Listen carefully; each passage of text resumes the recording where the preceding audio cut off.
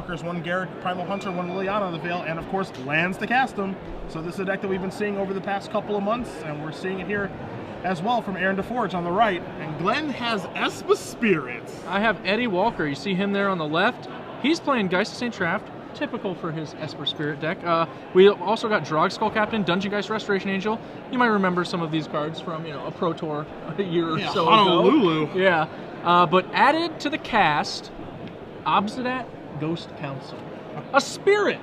Yes. A spirit. Cavern of Souls. They're Cavern friends. of Souls. Only 3 caverns. A little light, but it's cool.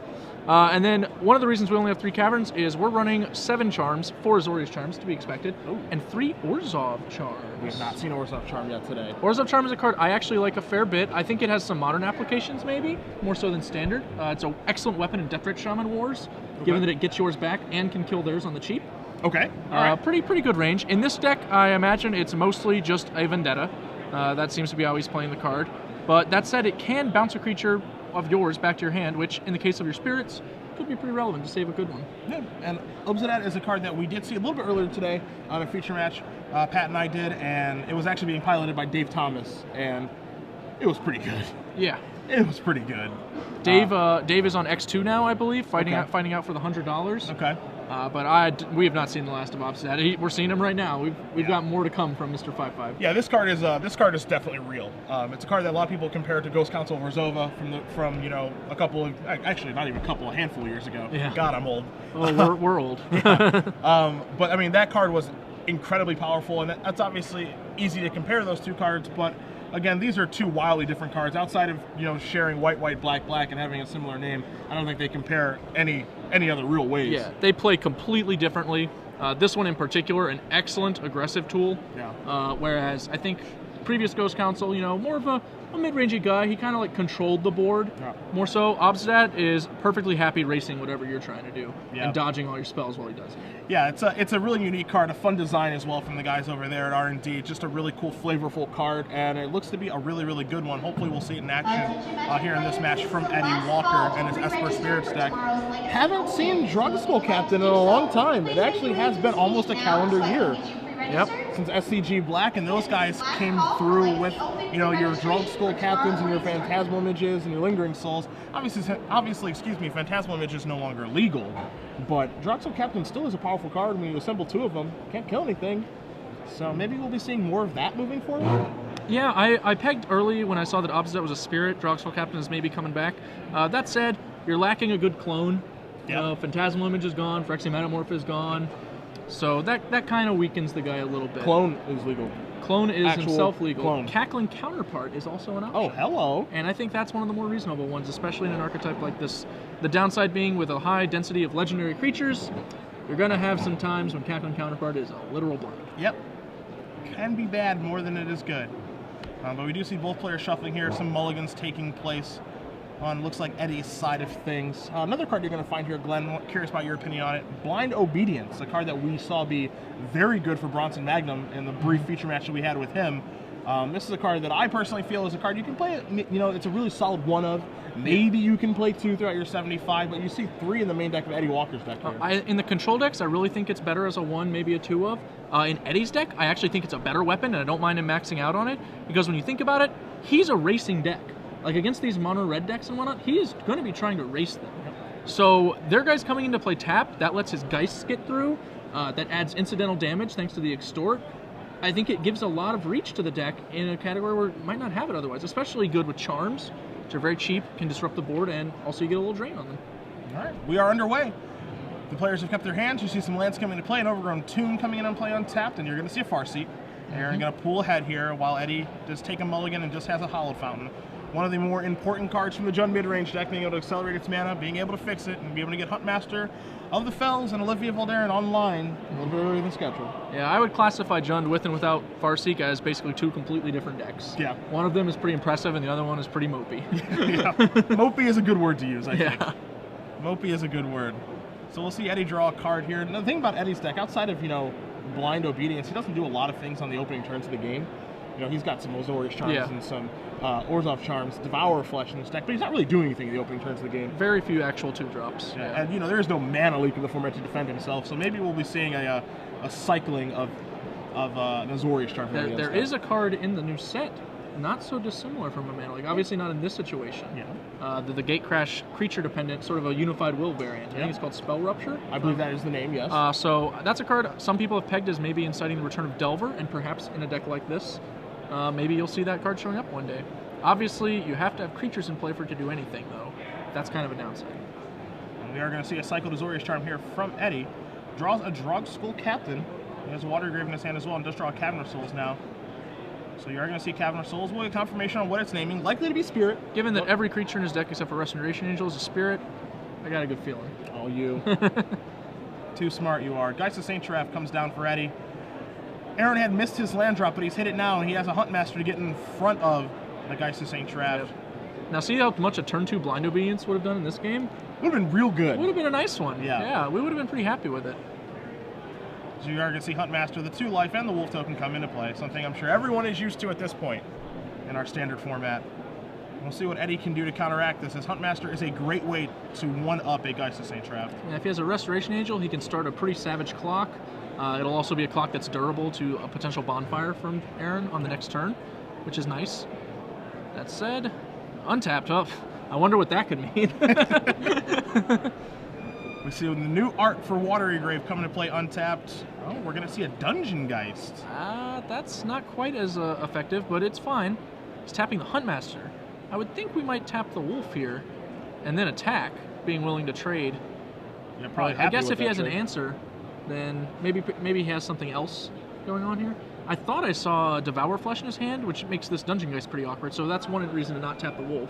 Yeah. You'd much rather make him sack his Huntmaster if he wants to generate any value out of that exchange. And one of the other cards that he does have in his hand is a Drog Skull Captain as well, so, you know, by tapping the Huntmaster, next turn he can play Drog Skull Captain, get in there with the 4/4 Dungeon Geist, and the 3/3 Geist of Saint Giraffe. Fair point, fair point. And as you do see Aaron taking a look at Dungeon Geist, we'll bring it up on the screen for you guys, as this is a card that we've seen a lot more of today than we thought we were going to over the course of these rounds. I was reminded that the card exists during Cube, actually, this week. Okay. One of my 3-0 decks featured a Dungeon Geist, and he yes, was humble quite brag. handy. The old humble brag. You mean I shouldn't have mentioned the record of the deck? Yeah, no need to do that.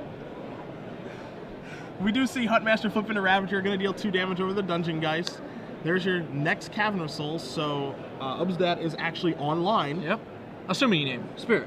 Assuming, yes. We'll never want to assume. And Spirit is confirmation. Spirit it is.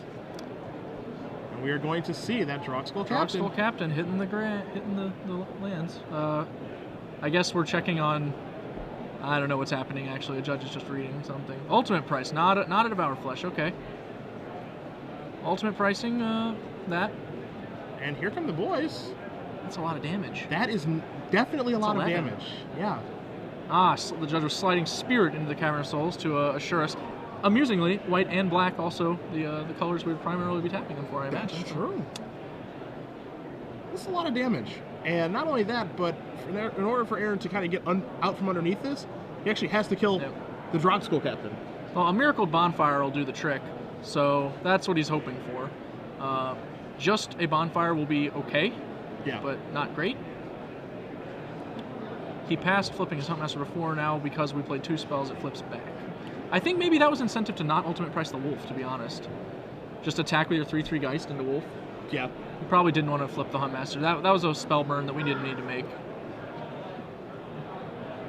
Because now if Aaron chooses to do nothing, he can flip the Huntmaster back again to Ravager the Fells and take out the Drog Skull Captain. Yep. So that may have been a bit of a misstep on Eddie's part. We'll see what Aaron's plans are for this turn. The best part is we have an Azorius Charm in hand. We could have even countered the flip back if he tried to do anything. That's true. But I guess it would have still been. This is getting complicated. Yeah, Magic's not easy. Magic is not easy, except for when it's an easy game. You see Aaron kind of fiddling around through his hand. He does have a Museum Mortars there. That's a 1-of in his deck. He doesn't have a lot of red mana to overload it. And he also has this guy, which is a Thragtusk. This guy. Thragtusk and Geist of Saint Giraffe. Old nemesis. Yep. Old nemesis. Battling for years. Dungeon Geist, an answer many people thought might come down against Thragtusk when Thragtusk first came out, but he never really caught hold. I think that had to do with Searing Spear. I think that has a lot to do. Price, and Bonfire of the Damned Den, Dreadbore, and Museum Mortars, and Olivia Voldaren, probably even. Like, whew. all the ways to kill it. It's not fair. So you see Eddie shuffling a couple cards here in his hand. He has 2 copies of Azorius Charm, and he just drew a Devour Flesh. And the issue here is, with playing Cavern in your deck, it obviously is going to help you cast those spirits, but I can't cast all of these spells now, even though I'd like to. Yep. I can't cast 2 Azorius Charms right now. He can actually cast Azorius Charm and Devour Flesh. That can happen, but again, I think 2 Azorius Charms would probably be better in this situation. But either way, I think we're going to see some guys come across here, and you know, at the end of the day, he is going to have to cast a spell because that Huntmaster is still over there looming. Yes. And if he doesn't cast a spell, it's going to take down that Drogskill Captain. So what to do? He's thinking just like me and you. At a minimum, we're attacking with those 2 guys for 6. Whether we send the Geist as well is a little debatable. All right, those 2 guys are coming over. 6 puts Aaron on 10.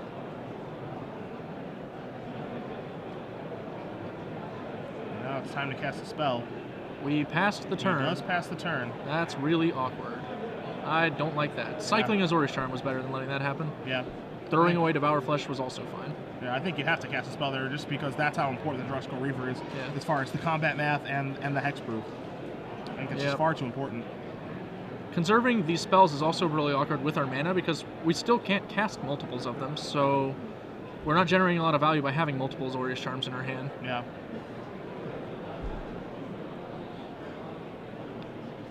We'll see if that comes back to bite Eddie. Frankly, I expect it's going to. Yeah.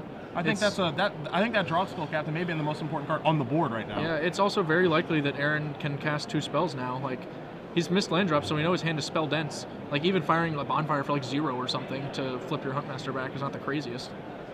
Yeah, just trying to keep his head above water, just to get as much life as he possibly can. You know that Aaron, again, does have Amizium Mortars in his hand. Rootbound Crag is the 2nd red source that he needed of the 3 to be able to overload that, which is something you feel like he's trying to get to. Yeah. To be honest, I think blowing it just on Dungeon Geist is relatively reasonable in this spot. Just to get the Huntmaster back? Yeah. I would do that only if it's part of a flip combination. It looks like he's going to fire a Rakdos return. I really don't like going for the full amount here when we could just go for 2 and then Amizium Mortars and get our flip. Sure. It looks like he's going to cast Devour Flesh in response, which I would do as well. That's what you're going to see. Yep. I would vastly have preferred to flip again this turn. He's considering the tapped guy, thinking, oh, my guy's tapped, I don't really want it anymore. We'll bring Devour Flesh up on the screen for you. This is the new Diabolic Edicts type card that is coming in the format right now. It's a pretty good card. It is very good. It's an excellent control card against the hexproof deck. It's a little weaker in aggressive strategies because it does give the life to the opponent. Yeah. So, not the best. But when you're getting beat down by 6/6 Invisible Stalkers and the like, just get that thing off the board. Yeah, you're cool. You're cool with this exchange. Yeah. And so you're going to see Rakdos return, take care of the other 2 Azorius Charms, and then deal a couple points of damage as well.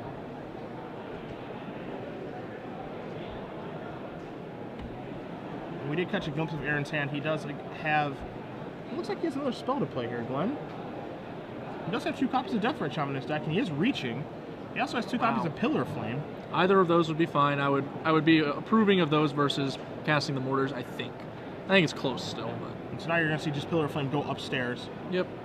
And that's going to flip Huntmaster... Excuse me, it's going to flip Ravager of the Fells back into Huntmaster of the Fells now. And you see the trigger there. Another Wolf token. Guys are saying Trav can't come along. Aaron's going to move up even more life now. So he's doing a nice job of stabilizing in a game that he was pretty far behind in. Yeah, this Huntmaster doing some serious work. I think that Eddie has kind of allowed it to do this work, though. Yeah. Big issue. You see Dungeon Geist come across again. Eddie's draw step is another Devour Flesh. Again, a pretty good card in some situations, but this certainly is not one of them. Huntmaster of the Fells, specifically, not a good creature to want to be trying to devour the flesh of. No. And so now you're going to see Huntmaster flip back into Ravager of the Fells. And I think this is an actual record for a number of times that Huntmaster has flipped back and forth and back and forth. It's definitely getting up there. I can't recall seeing it do it this often, but man. You see you see Aaron play a Kessig Wolf run. We know he has a Thundermaw Hellkite in his hand as well. I think he's going to play that Thundermaw Hellkite. That's what I would do. Can we get a raise? Pay raise. Amusingly, like the only card you're really scared of in that situation is like Supreme Verdict, where your opponent's playing Geist, Saint Trapped, and Dungeon Geist. It doesn't seem very likely he's playing Supreme Verdict. Yeah. Those cards are not combos. Yeah, and you're just going to see a concession here. I think, very briefly before we do move on to the sideboard again, I think you do cast the Thunderbolt Hellkite there, all joking aside, just because it does take care of the rest of the Dungeon Geist. And I think that's maybe something Aaron missed on that turn. Like, the 2 damage he's already put on there with Ravager. Yeah, I think he may have missed that. Either way, a lethal attack coming across with a Thragtusk and Wolf token, and we move on to game numero dos. So if I'm Eddie, I'm probably siding out those Devour Fleshes. They seem super mediocre. I'm with you on that. As for what I'm bringing in, probably Detention Sphere. He doesn't have a lot of great options. His sideboard is Pithing Needles, Augur of Bolus, Rest in Peace, more Devour Flesh, Ultimate Price, and Detention Sphere. I think that I would rather Detention Sphere. Our opponent's Jund. That means we can assume he's threatening Olivia. We can assume that he has, more than the 1 copy of Huntmaster the Fells. Yeah. So pretty safe. We probably want access to a card that can actually kill gold creatures. Sure. Looking over here at Aaron's sideboard, up a game again with his Jund mid-range deck. Well, Esper Spirits is a deck that's typically played. So, Deathrite Shaman is a card that you would consider leaving in because when you play against blue, you think you're going to play against Snapcaster Mage. We have, obviously, the privilege of having perfect information. There are none. It's true. So the two Deathrite Shamans that Aaron has in his main deck, along with the 2 in the sideboard, should all probably be moved to the sideboard now, but you could maybe see a situation where he moves the other 2 into his main deck.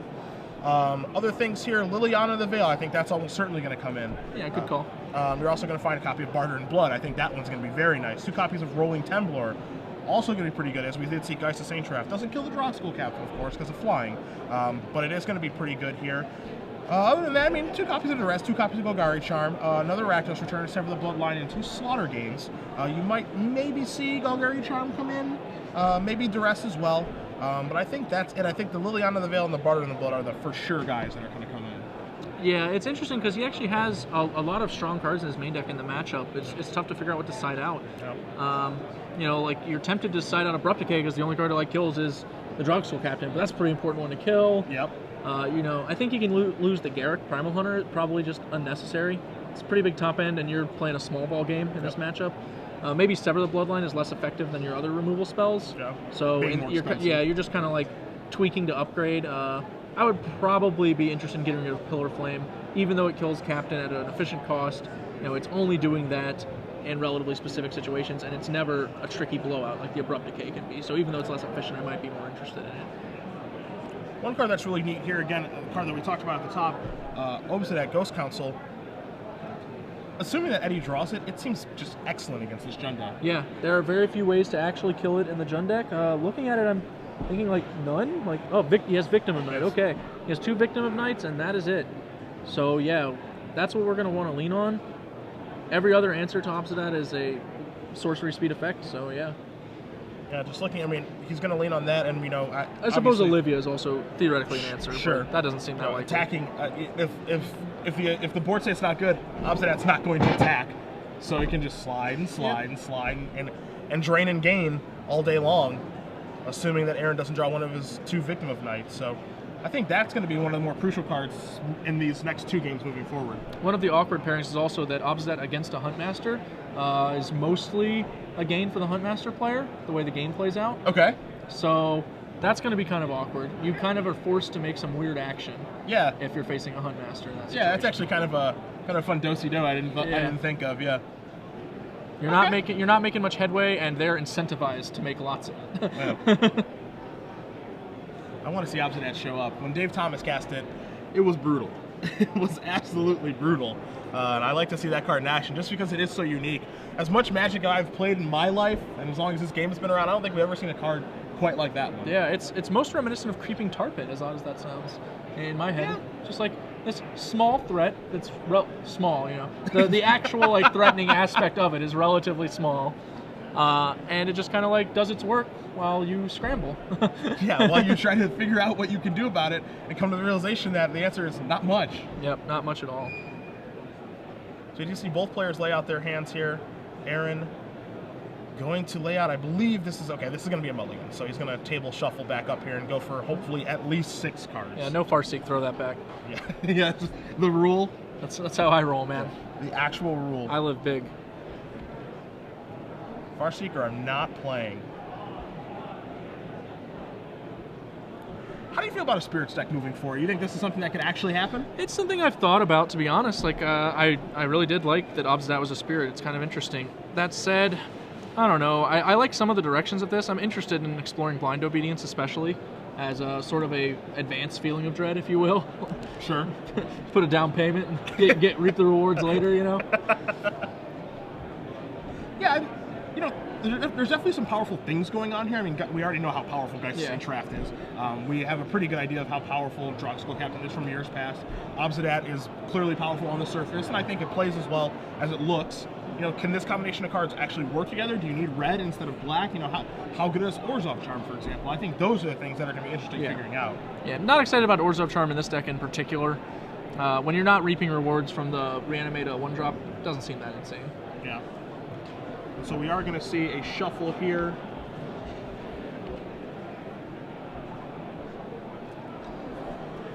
We're going to kick it on back. And we're going to take a look at the next 6. If you guys are just joining us at home, Cedric Phillips, Glenton Jones filling in for Pat Sullivan just this round. Then you got to go. Yeah, right, nothing personal.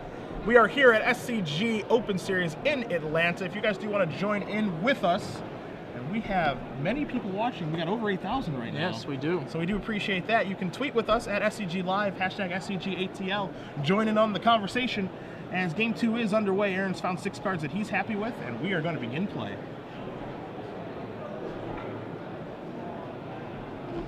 Isolated Chapel, again, Eddie's deck doesn't have a lot of things to do on the opening turns of the game. Turn 3 is really where the ball starts to get rolling for him, which is a little bit dangerous spot to start the game with Mono Red being a deck in the format, but it's worked out so far for him. We're going to see a Vault of the Archangel. And we're going to see Lingering Souls. Lingering Souls, okay. And that is a card that is relatively good against the Jund deck. Yep, it obviously has answers, primarily Bonfire of the Damned being the most effective and Thundermaw Hellkite being the most efficient. But you know, you can get in some incidental damage, it throws up some blocks on Thragtusk. Definitely a reasonable card and almost always yielding value. You do see Aaron rearranging his hand a little bit. There is a Vampire Nighthawk hiding in there, I believe. That's going to make the Lingering Souls a little worse. You nailed it again. Man, I'm on fire. Somebody today. tell Pat. Pat doesn't need to come back. And there is a Vampire Nighthawk. So Lingering Souls not looking so good right now. Devour Flesh looking pretty hot though. Let's see if we can peel up from those. If we left that one in. Awkward. A little bit. Orzhov Charm is also a pretty reasonable solution. Ultimate price. I imagine we would keep our 2 copies in even if we didn't bring in the 3rd. Yeah. Just because it has targets. So that's what he's going to be hoping for here. Doesn't look like he has it. Drog Skull Captain? Yeah. Maybe a Geist Saint-Traft. Either of those is not awesome, but it's something. And Detention Sphere. Okay, I'm down. And that'll clear the road. You got to get through that Vampire Nighthawk some way. Yep. So here come the 2 Spirit Tokens. Going to knock Aaron down to 18. You're going to untap. Going to take a draw step. Draw Thundermaw Hellkite. That's a pretty good one. Does he have lands? That's the important That's question. the big part. I see a Cavern of Souls.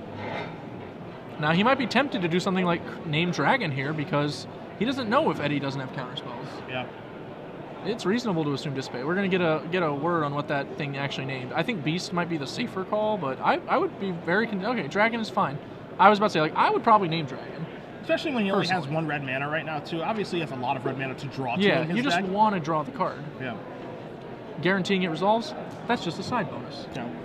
So you're going to see Watergrave coming in untapped here. What does that mean? Do we have Obsidat? Do we have Big Papa? Do we have Cosby himself? The world wants to see him. Oh, don't tease me. Oh. Don't you tease me. Oh, attack first. Oh, don't you tease me. Show him to me. Show me the... There it is. All right. Obsidat Ghost Council is here, and things are about to start getting ugly. Yeah, I'm pretty happy to have Obsidat against even a Thundermaw Hellkite, I think. You do see it when it comes to the battlefield.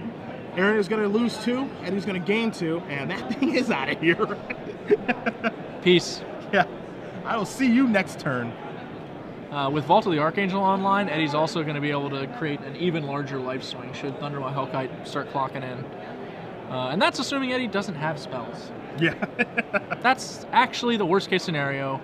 Just what, 12-point life swing? Yeah, that's every it. turn. That's it. So you do see Aaron does have a Rakdos Return in his hand. You know, he's got some of his slower elements here. There is a Searing Spear hiding out over there. Searing Spear, you know, nothing to advertise in the Searing Spear right now. 2 Spirit Tokens and an Obsidat, and you're going to see a Rakdos Return for 2. Blightning you. Lingering Souls? No. 2 Geist Traps. Wow. Yeah, we probably didn't need those. We were doing fine. That's terrifying. If I Rakdos Return my opponent, they just discarded 2 Geist, didn't care, if you're going to see a drain here from Obsidat again, I would be horrified. Interestingly, Obsidat, probably one of the most depressing triggers you could miss in a game of Magic the Gathering. Yeah. You see Eddie using a die foam to remind himself of his upkeep. And that's the card that he kept, which is Drogsoul Captain. This looks like, this is a lethal attack. See you later, buddy. Eddie Walker does win game 2 in very convincing fashion. Yep. Ain't no thing. Yeah. Hi, Obsidat.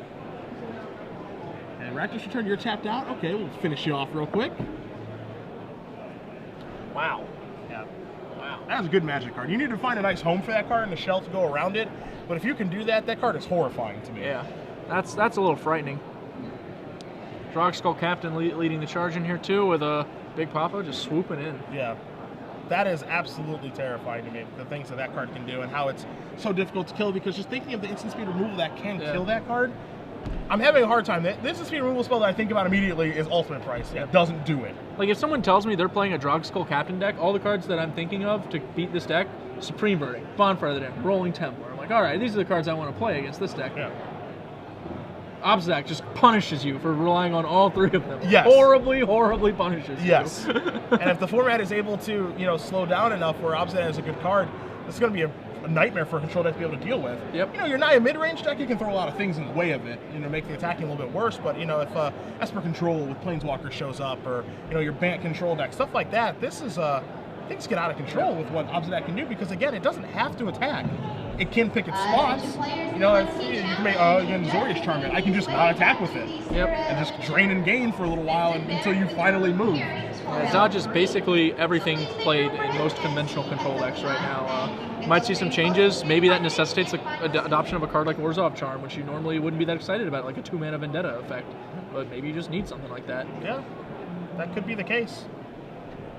As we do see both players shuffling up here for game number 3. I think Obsidat might be the key here. Obviously Aaron is going to have to draw some lands to be able to interact with his opponent, as he has had trouble doing that both games. Yep. Game 1, we saw Aaron get stuck on 3 land. He did Farseek on turn 2 and then didn't have his 4th land on time. But then he eventually drew and was able to cast his spells and win the game. That game, he was just stuck on 4 lands with some good cards in his hand, like a Thrak Tusk and a Thundermaw Hellkite, but couldn't cast him. Oh, man. The old lands and spells. Lands and spells. Lands and spells. It's tricky. The key to the game, lands and spells. I think we're chatting about spirits, so is my guess. Yeah, they might be having to talk about how good Obsidat is, just like we are. That Obsidat guy, that was pretty impressive. Yeah, he's been doing that all day. Attacking for $1 million. Yeah, every opponent said that after I've done that to them, which is completely reasonable. As you do see, Eddie is ready to present. Both players were happy with their configuration as far as sideboarding is concerned after game 2. Not willing to change very many things here, so game 3 will be underway shortly for you guys at home. I think that this matchup, I think it's actually, it was one that I thought favored the Jund mid-range deck quite a bit, but looking at things now, when you take into account that Eddie has Geist Saint Trapped, he has Drogsoul Captain to make things a little bit difficult, as that is a must-answer threat before the second one comes down. Yep. He does have Lingering Souls, and he does have Obsidat. As much removal as the Jund mid-range deck does have, it's not particularly efficient. Nope.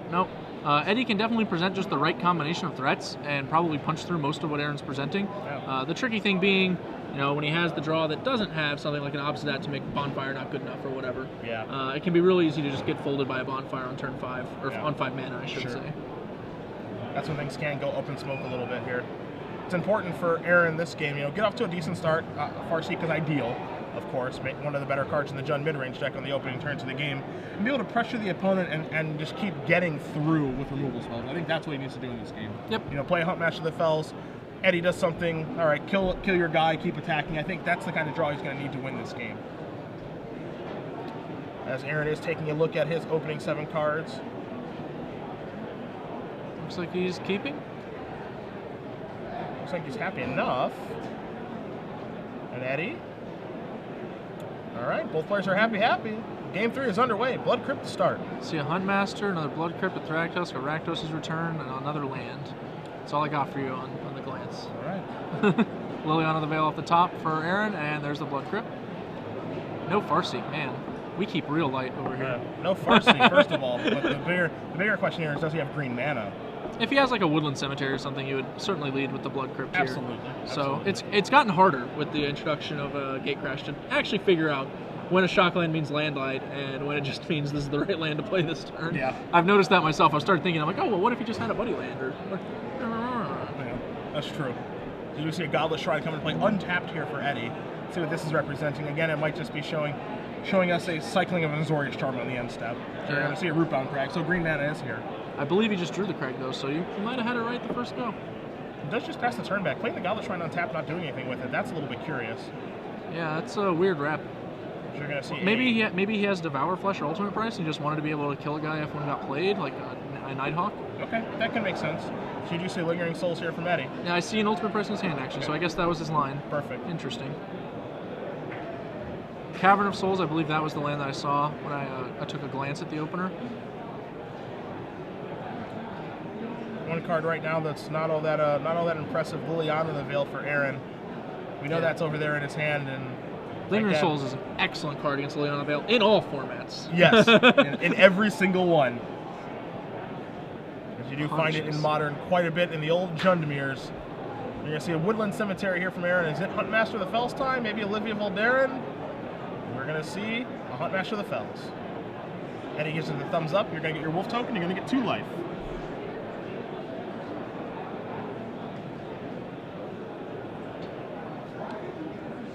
What do we got? I think I see a Dungeon Geist in there. I wouldn't be a big fan of a Dungeon Geist this turn, as we saw it didn't work out especially awesome last time. These are just not the creatures you want to lock out of combat. Huntmaster is the one you want to just get dead. Yeah. Just end his life. He's got to go. Interestingly, we can assume that Isolated Chapel was drawn on like one of these last couple turns, given that he had to shock himself for black on turn 2. Yep. So maybe Eddie's a little landlight. Right. Drogskull Captain, the race is on. It's an interesting line. Aaron's highly incentivized to just pass turn, obviously killing the Drogskull Captain, but maybe Eddie's just fine with getting in, basically 4 damage.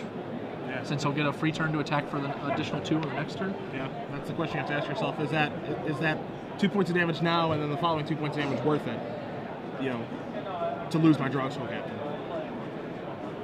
Of course, there are 3 copies of Restoration Angel in Eddie's deck, so maybe he could be. If he has an Angel, I would be very happy with this play. It's a good save. You do give your opponent a 4/4 Trampler, which is nothing to slouch at. Yeah. If he had a card like Unsummon in his deck, then I would like this play also. Like having an Unsummon. And to be fair, Aaron has to consider the possibility of such a card. It's not like people don't play Unsummon. So you do see the Wolf token come across here. Eddie not willing to trade with the Drogskull Captain, which makes sense. And this is going to force Aaron to this is going to force Aaron to pass the turn, I think. I think so, yeah. It looks like he has Cavern. I think that's his last land in his hand. Because to me, the threat of a second Drogskull Captain is just too scary. He's going to Duress. Okay. Well, Duress hits Orzhov Charm. Orzhov Charm would have stopped the Huntmaster from flipping in the upkeep. That's a strong answer. He's reading it, comprehending that is what would have happened. And we'll bring it up on the screen for you guys because it does have a lot of text. So much text, in fact, that it can't afford flavor text. That's true. Orzhov Charm, one of my favorite cards from the set.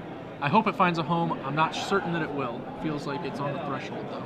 Well, the card that does so many different things like Orzhov Charm does, I can't imagine it not finding him. Its first ability has so much text for a mode you will use so infrequently.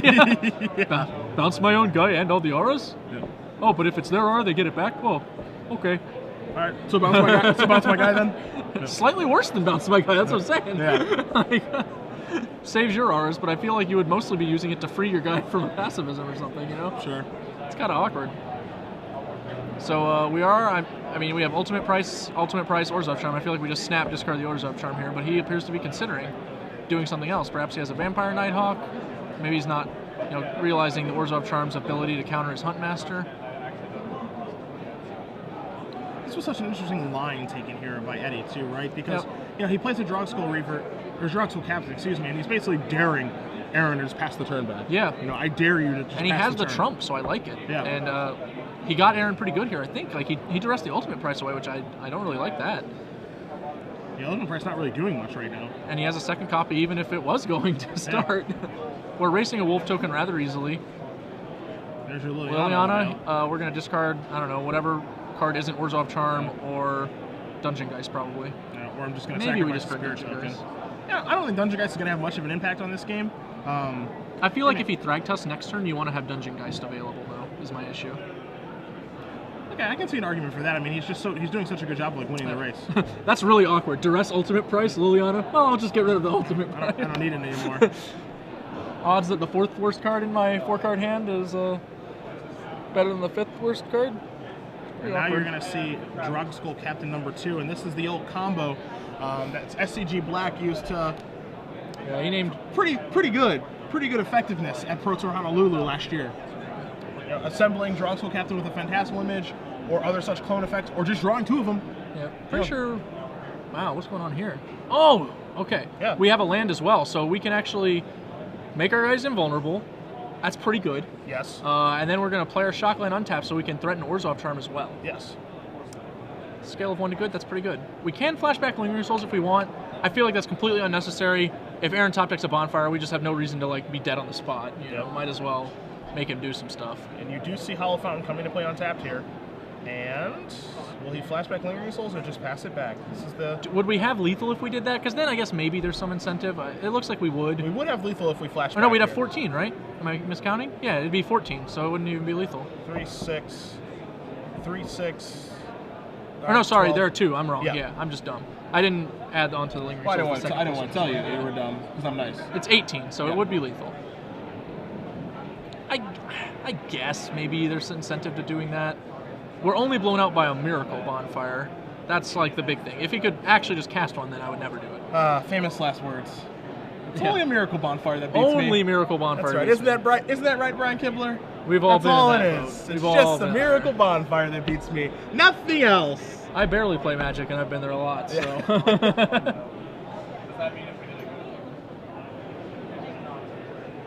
So you see in Aaron's hand, you see a Thragtusk. You also see a Rakdos return. The 2 cards that he's shuffling back and forth here.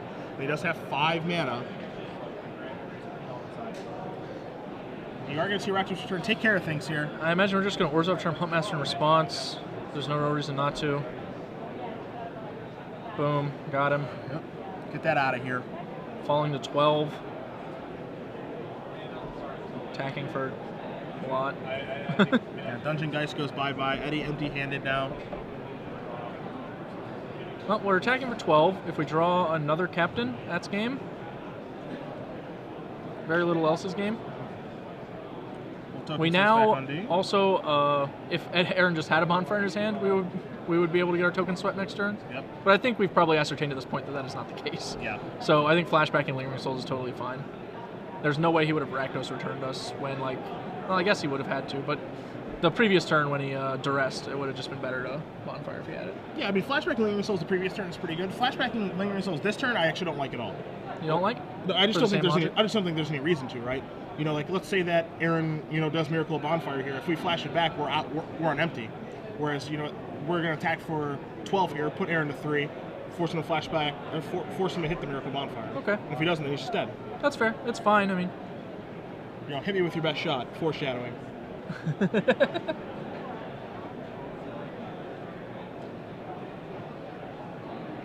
There is also Mizzium Mortars too. yeah. That's true. So- I did not consider Museum Wars. I would probably have gone ahead and played that land just because Liliana's a card, but we're not really scared of anything at this point. Yep. Doesn't matter. It's irrelevant.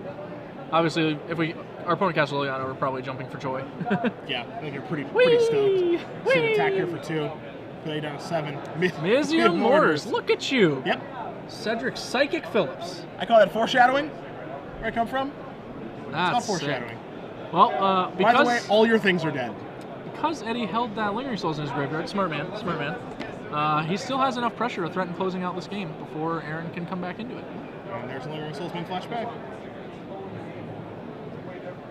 2 spirits are Looks back. like, yeah, he drew another Shockland. He has Watery Grave still in his hand.